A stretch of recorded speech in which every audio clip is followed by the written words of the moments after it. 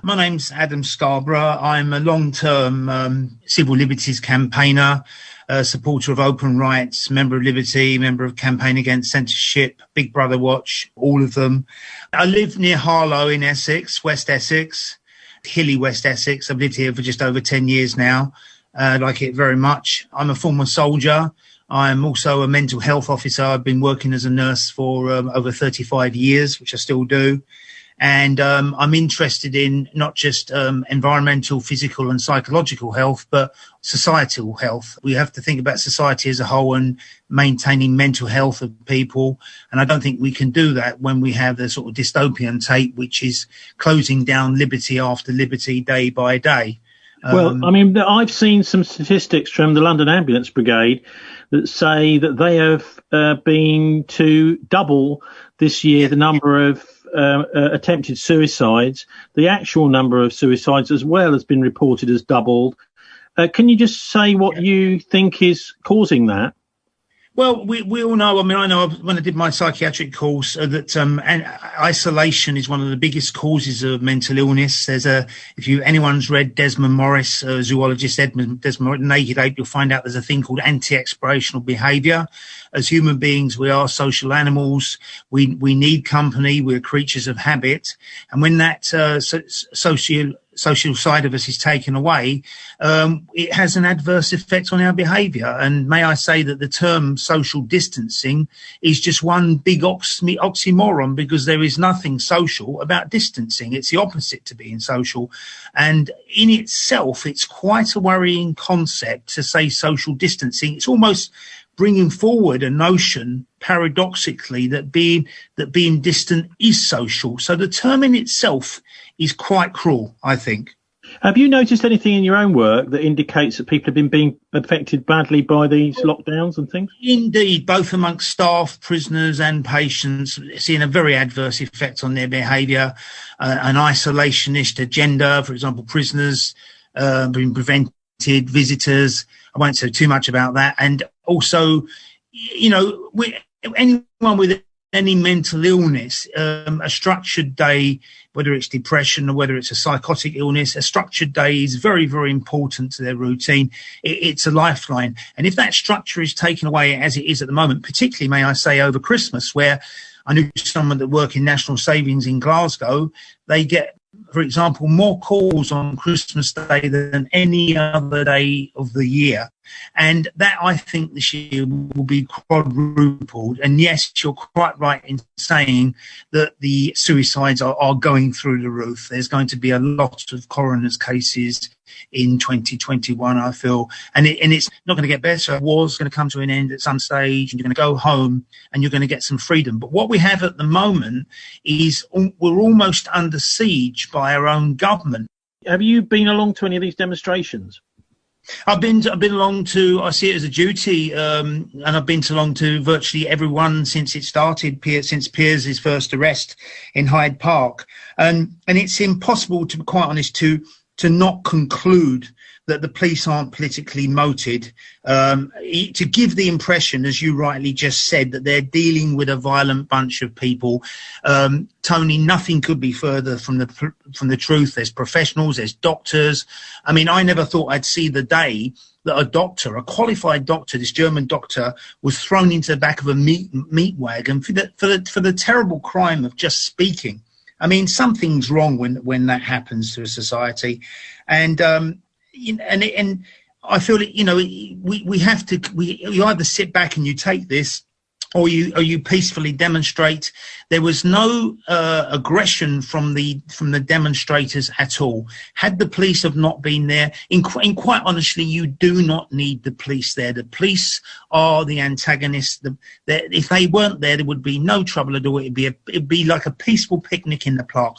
All the trouble is, if you look on Wednesday, if you speak to David Curtin, mayoral London Assembly member, he will tell you the same thing. The police were the antagonist, and they're there purely to cause trouble. It's so sad, because they're arresting people, they're giving people criminal records now, going to ruin people's lives, and this malpractice has to stop, which is why I've written to my MPs about it before something serious happens. Okay, so what have you said to your MP? Well, I basically did a version of the letter that you read, basically saying that the health and safety factors, that the police demand risk assessments, and then in one big contradiction, they start beating the hell out of people for no good reason. It's one big contradiction. Yet they at the same time they demand risk assessments. I mean, that's a very audacious thing to do, and I think along those lines that. In a democratic society, myself and other soldiers, we all fought for a free society. The right to demonstrate is the hallmark of a free society. If you take that freedom away, if you look at the amount of laws that are going through, the amount of acts that all may I say under a conservative government, whether it's the Digital Economies Bill, whether it's the Investigatory Powers Act, whether it's the Online Harms Act that's going through, and more frighteningly, this Covert Criminal Intelligence Act, which is going through at the moment, which will basically give the police the right to torture with impunity. And then there's Priti Patel's other one, which is called, ironically named, Protection of the Public Bill. So in her mind, in that woman's mind, God knows what's going on in there, taking away freedoms, taking away the right to demonstrate is protecting the public. I mean, try and get your head around that one. So these oppressive laws, I think, have to be challenged, or the dystopian state won't take place overnight. If it was to take place overnight, it would be all too obvious what happens. So they have to do it in a sort of tapering, step-by-step fashion, where we lose freedom by freedom, and then they sort of test the public to see how gullible they are, and then will come. And every law that they make, every repressive law that they make, is a precursor for another retrogressive law to come in. It's not going to stop until we're left doing the Times crossword puzzle or watching old Mother Riley movies on TV. Yeah. So I know in your letter you say something about you believe that there are going to be more demonstrations to come.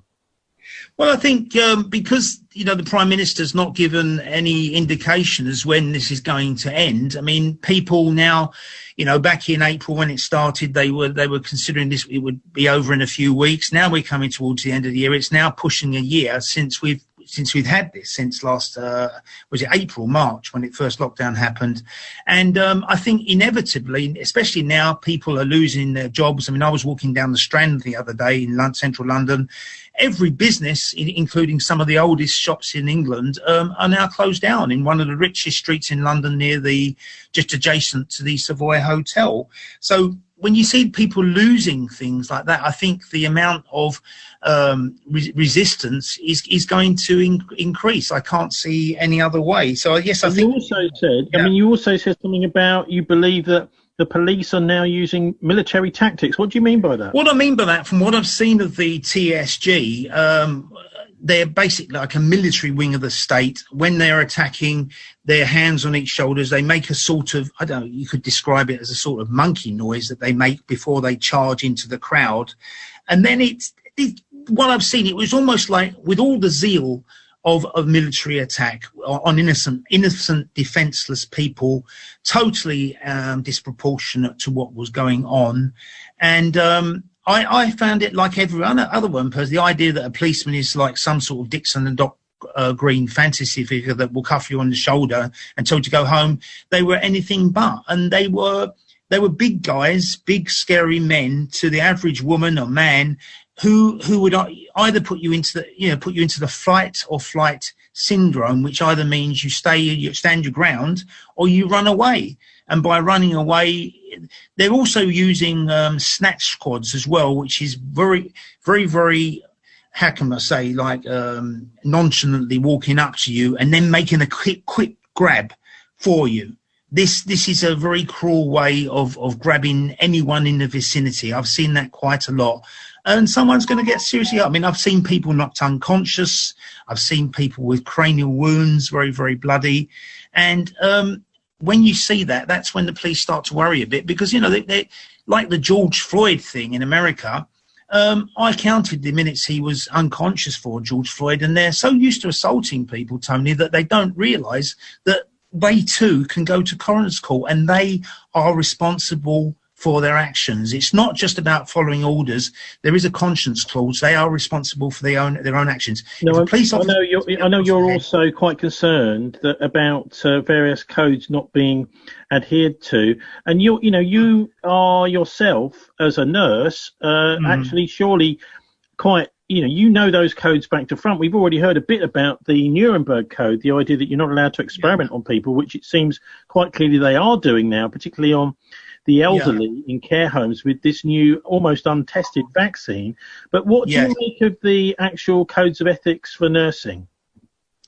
The code of ethics for nursing, I mean, the ones we abide by, any mental health officer, you cannot give, for example, an injection to someone who's got capacity. We have definitions of Mental Health Act. We have Section 1, which is definition of mental disorder. We have Section 2, which is admission for assessment, and we have which is an assessment order, and we also have the treatment orders, such as Section 3 of the Mental Health Act, where someone without capacity can be given an injection against their will. But may I add that this cannot be done without the section being enforced by 2 doctors and an approved social worker.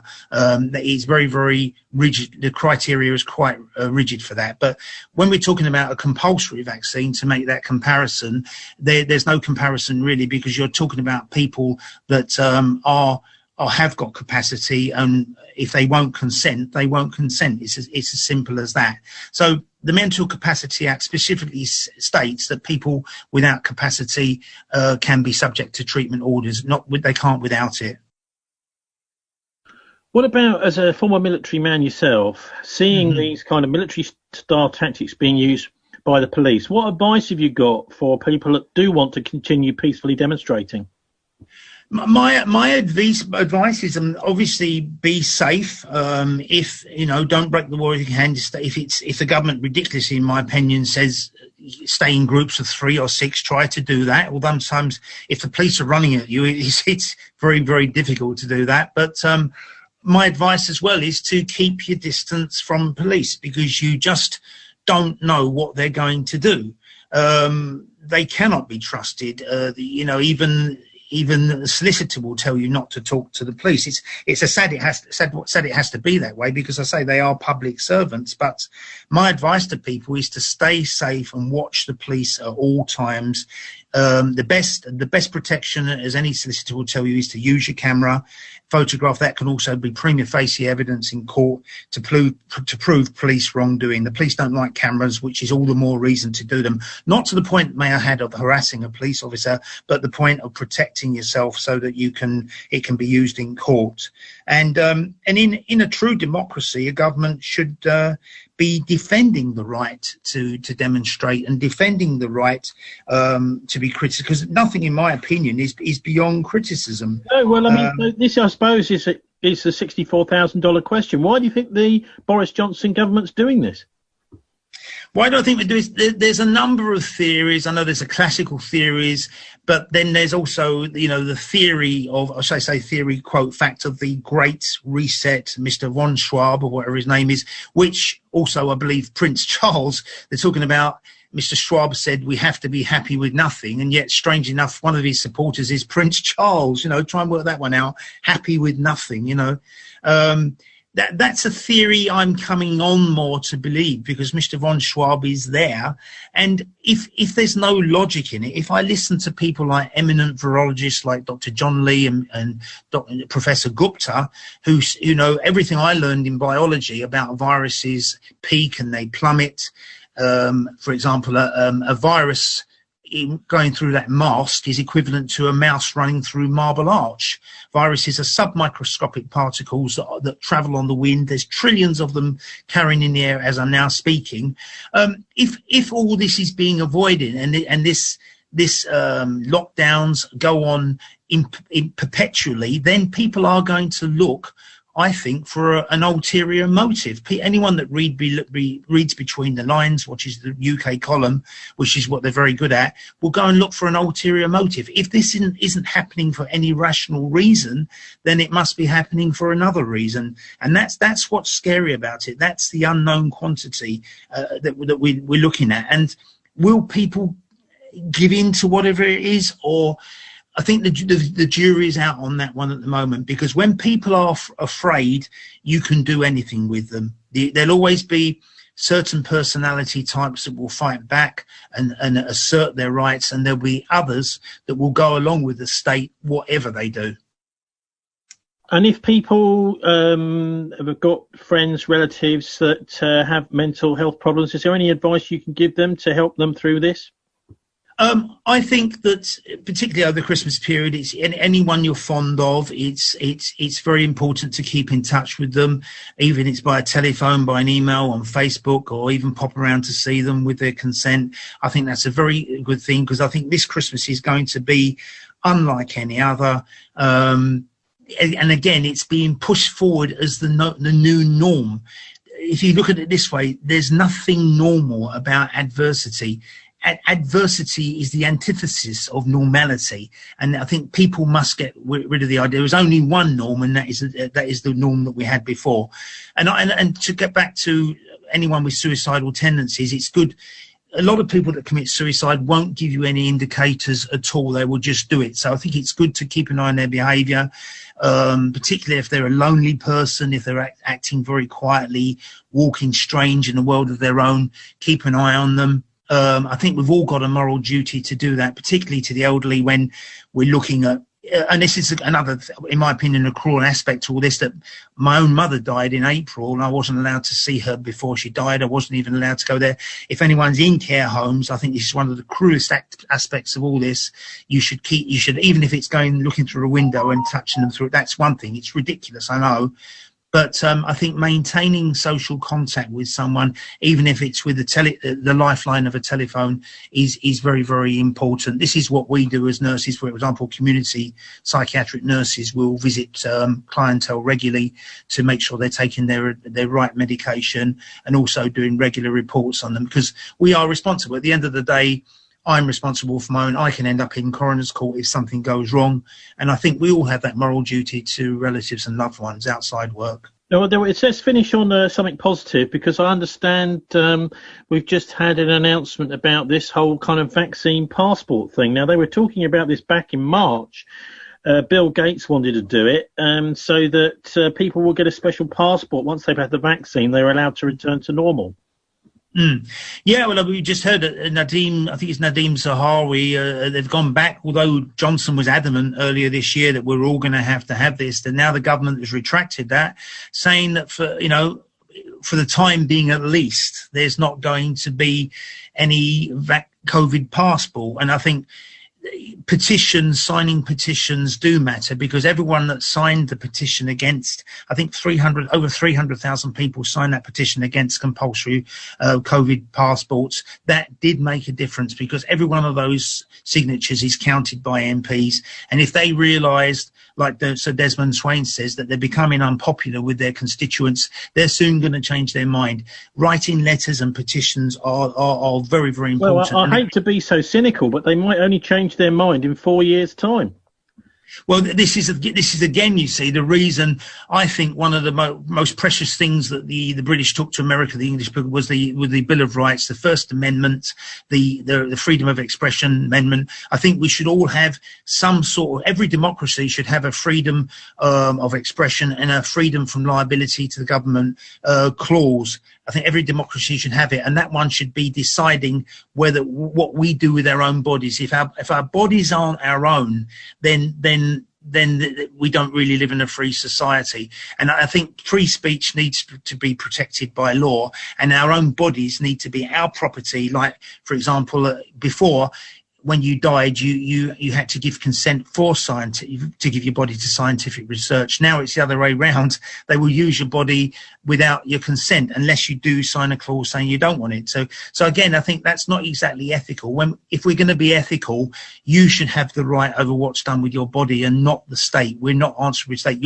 My body is my temple. My body is mine. It's not there for the expendability for politicians, many of whom we know have a vested interest in the drug companies to profiteer from.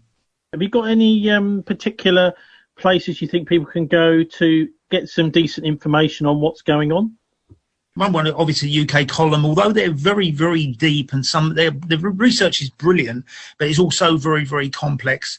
I would recommend Lockdown Skeptics is a good one. I would also recommend listening to any video by Dr. John Lee, who's a lovely guy.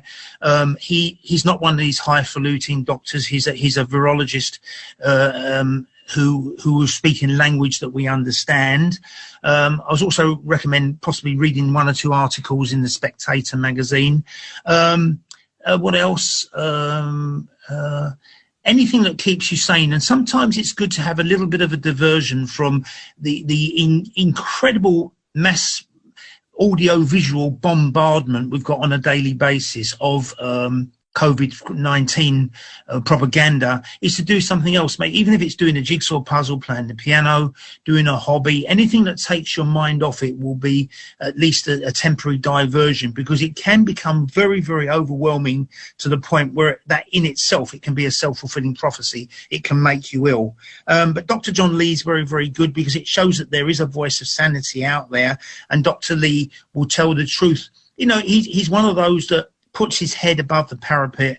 He's a retired virologist, and he speaks the truth. And he's one, in my opinion, one of the most honest doctors there are, who says it as it is. Apart from that, there's a number of things that you can do to keep yourself sane. It's not easy when you're against the state, because the state has incredible taxpayer resources to do what it wants with our money, and it's not an easy thing. So I don't think we should go away thinking that it is going to be an easy thing. I decided to write the letter because, you know, I want to avoid a fatality. And you know, just to highlight what I've said tonight, police are being totally disproportionate and violent. And whatever one thinks about the vaccine, people are entitled to protest without fear of police bashing heads in. You know, this is something which affects us all. There's no, there's only one cause now. You know, I see people now on demos. It's becoming like one big family, Tony. People from the right, people from the left, Marxists going with former capitalists. We've all got the same cause, civil liberties, and that is quite refreshing. But for mental health, you know, we have to consider all factors, as I say, physical, psychological, and very importantly, sociological health. And you can't do that if you're living in constant paranoia about what the state's going to do next with brutal policing. It's the antithesis of societal health. And from the word go, this has all been about single-minded state vendetta to intimidate and arrest organisers of the events. The police have been going around openly trying to find out, even with Robin Tilbrook, who the organisers are. And again, this is not the sign of a healthy society, because it's again military techniques. If you can get the officers, you can frighten everyone else into submission. It's a very cruel narrative. And I didn't think, quite honestly, I'd lived through a time when I saw doctors being arrested and thrown into police meat wagons for the terrible crime of speaking. I find that very... You know, the crime is giving a second opinion. Giving a second opinion. I mean, that is, you know, in psychiatry and psychology, you know, it has been said that they're not exact sciences. You know, there's a classical theories about schizophrenia. There's the idea from psychiatrists, alternative psychiatrists like Ronald Lang, that schizophrenia comes from a result of living life under intolerable circumstances. So I think we have to have an open mind. But if someone says that you can't ask a question like a doctor, then we are entering dystopia, and serious questions need to be asked about the government's methods of operation. Adam Scarborough, thanks very much for joining us. Thank you. Pleasure.